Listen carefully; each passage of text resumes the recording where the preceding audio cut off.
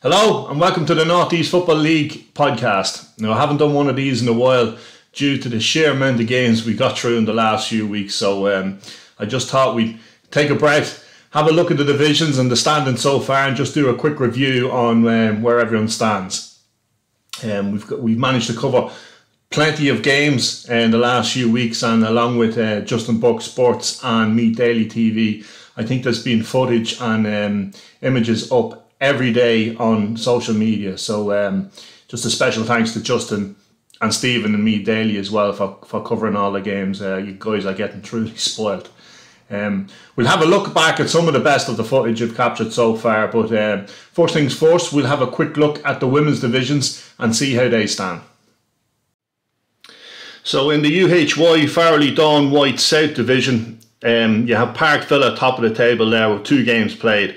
They're topped by goal difference to Park Celtic Summerhill, who've played 4 games, so they play 2 games more. In third position on goal difference is Ballarat FC, again with only 2 games played, and they just sit on top of Screen Tower there, who've played a game more. Now there's a couple of teams there who've only played 1 game, so this division is still very tight and it's all to play for. So the likes of Kentstown and Trim have played 1 game, Rosslyn have only played 2. So all still to play for in the South Division. Let's have a look at the North Division. So in the women's UHY Farrelly Dawn White North Division, Balbriggan FC sit top on goal difference to Key Celtic. Key Celtic have played a game more though. Sitting in third place on 7 points is Kingscourt Harps. They played 4 games as well, and followed by Dundalk, who've only played 2. Now this is an interesting division because, like, all the way down there to Belogan United, they're all still in it, you know, and it looks very competitive. There's still plenty to play for in this division. So it's going to see how interesting it's going to be interesting to see how this one plays out as well in the next couple of weeks when there's a few more games played. Yeah, so the women's divisions have been a little bit stop-start at the moment, but a few teething problems. I'm sure they're going to sort that out. I know the cup matches were all played last night, as I'm recording this now, I haven't got the results, but I will update you in the next one. Now, just before we get on to the men's divisions, you know I say this all the time, but I'm always looking for people to send me in clips if they go to games, and fair play to you, he's been sending me in. So just to mention a few names that have been sending me in some clips before we get to them. Josh Finnegan, Neil Cunningham from Kentstown. I have Shane O'Rourke from Carrick, who's always sending me in stuff. Shane, fair play to you.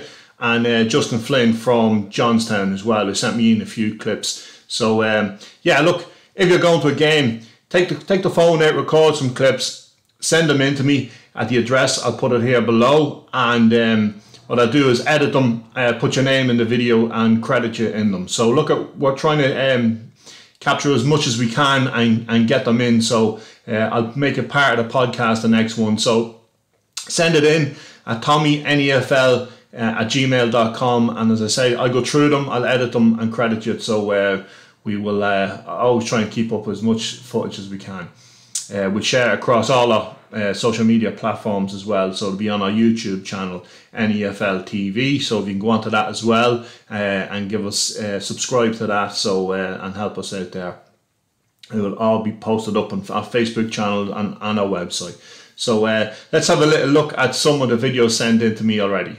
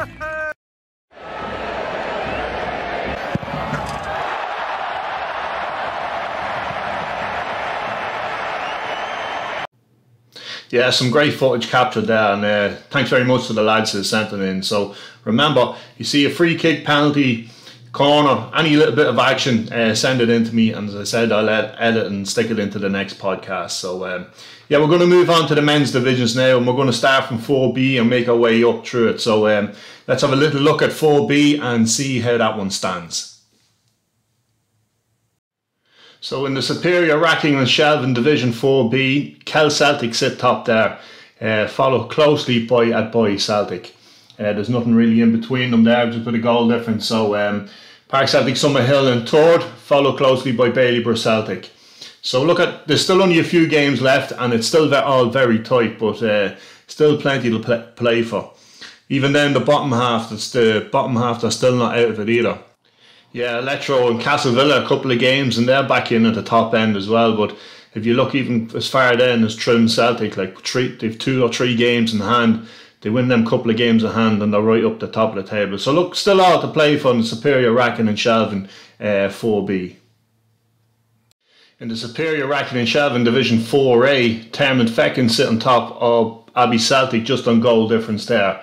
Sitting in third there is Toro United, knowing that if they win their game in hand on with Termon Feckin, they'll leapfrog them and go into first place. Slane Wanderers, Johnstown and Walchestown, all still in the mix there. As I said, there's only 4 or 5 games played there, still all to play for. If you check out the bottom half of that table, even you see the likes of Kilmessan, Donecarney, even Robinstown there. A couple of wins in the trot, and they're back in the mix as well. So still early days there. 2 wins in the trot, and that league table looks a hell of a lot different.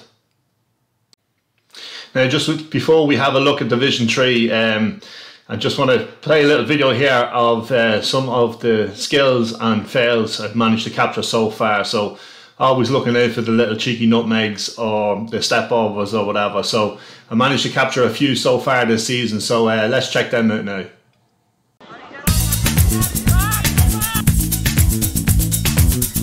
Oh. Back in, don't stop, back up.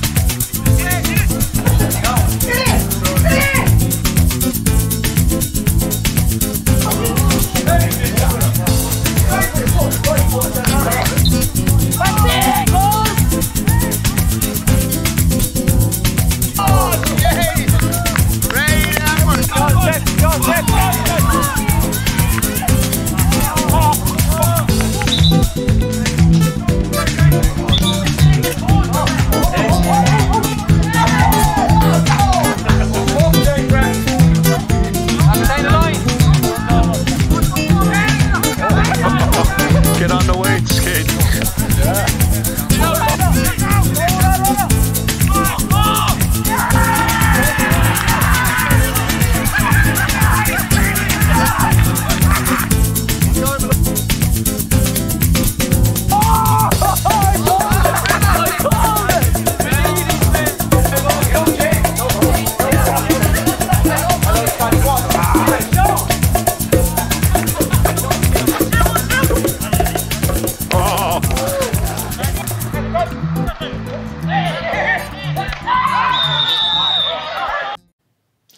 Yeah, I'm always trying to capture them little nutmegs there. A few nice ones as you've just seen.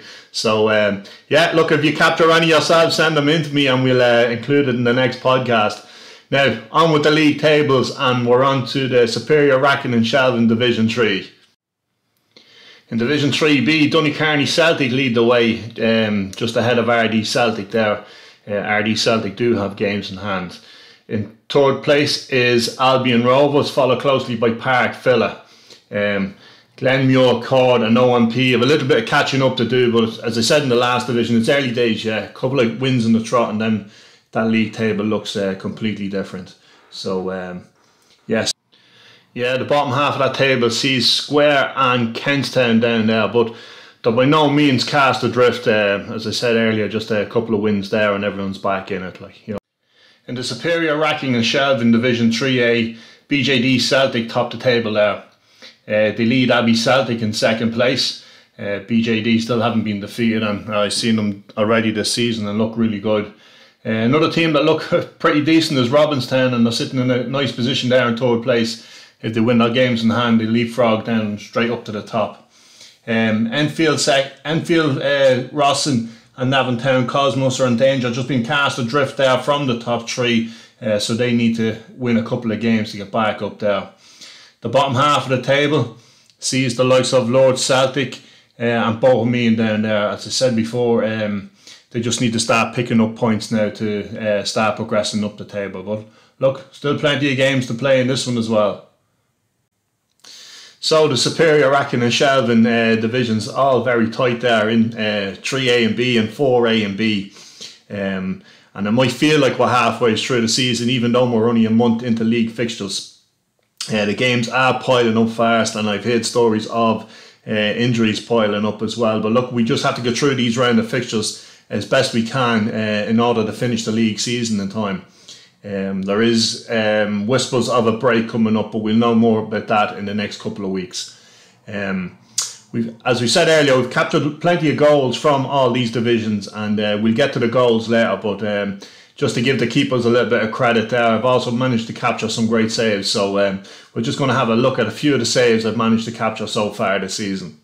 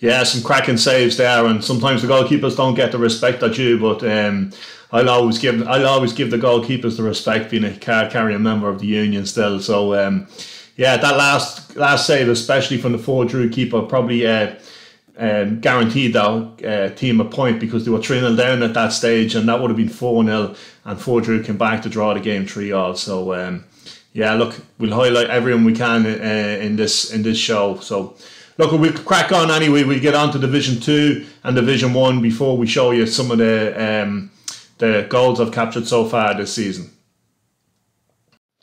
Division 2 sees Johnstown lead the way, unbeaten so far this season and sitting on top. Second place Walchestown, followed closely by Kel Celtic. Toro sitting nice there in fourth with a couple of games in hand there, and if they win the games in hand they'll be level on points with Johnstown. Trim Celtic, Glenmuir and Baileyborough also sit close behind them. The bottom half of the table sees the likes of Kingscourt Harps and Virginia. Even as far down as Drogheda Town. I know Drogheda Town haven't managed to pick up any points yet, but they're going to have to start winning games and to make sure that they're not cast adrift down there. In the O'Neill Sportswear Division 1, now this for me is probably the most competitive division this season. You see Termafeck and Celtic sitting on top there with full points, followed closely by Albion Rovers. Now Albion have played a couple of games more. Kentstown Rovers follow up in third place with 7 points, and Key Celtic fourth.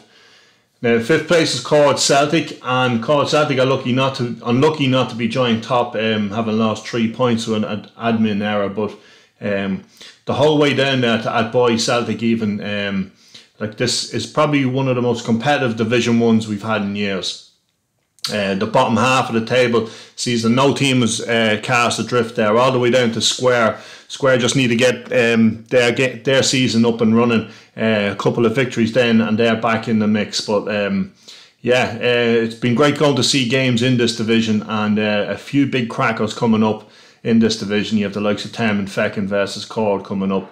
Key Celtic have been great to watch anytime I've seen them. Same with Kentstown. So Albion Rovers, great signings this year by Minnie Moulton there in Albion. So look, this really is an exciting division this year, and I'm looking forward to catching more games from this one. Okay, just before we get on to the Premier Division table, just a little reminder again to subscribe to our YouTube channel, NEFL TV. If you can go on there and subscribe to the channel, helps us out. You'll never miss anything uploaded. You get notifications for that, so if you can go on to that. And also as well, just to remind you to go on to Justin Burke Sports on Facebook, give his page a like and a follow. The same with Me Daily TV. If you can go onto his page and give his page a like and a follow as well, be much appreciated. The guys are doing great work, capturing plenty of games this season, putting me to shame a little. But look, I'll up my game for the next few weeks. So yeah, if you can go on and give the pages a like and just show your appreciation to the work the boys are doing, that'd be great. Now, let's have a look. Before we get to the goals I've captured this season, let's have a look at the Premier Division table and see what's what in that. So, in the UHY Farrelly Dawn White Premier Division, it's beginning to look like a two-horse race with Trim Celtic out on top with maximum points, followed closely by N.E.F.L.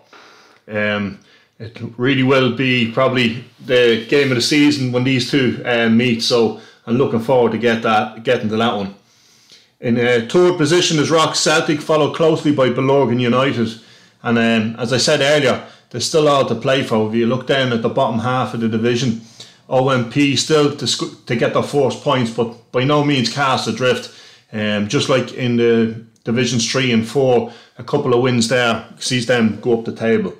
Parkville are the same.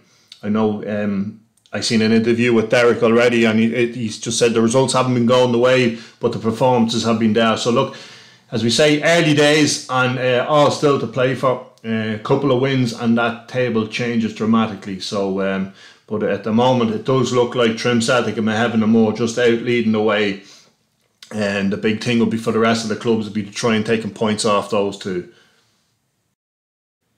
Yeah, so that's how all the division tables look so far. As I said earlier, it might feel like we're halfway through the season, where in reality we've only got 5 or 6 games played, but the games will still be coming thick and fast for the next couple of weeks, so we'll hold off and doing an updated podcast until then, maybe around the first week of August or so. I've also been in talks with trying to maybe upgrade this podcast and having guests on and interviews and stuff like that, so that's something else we might look at doing. But I'm going to leave you now. I'm going to leave you with some of the best goals I've captured so far. But yeah, until the next podcast, I'll see you all on the sidelines, and enjoy the goals we've captured so far.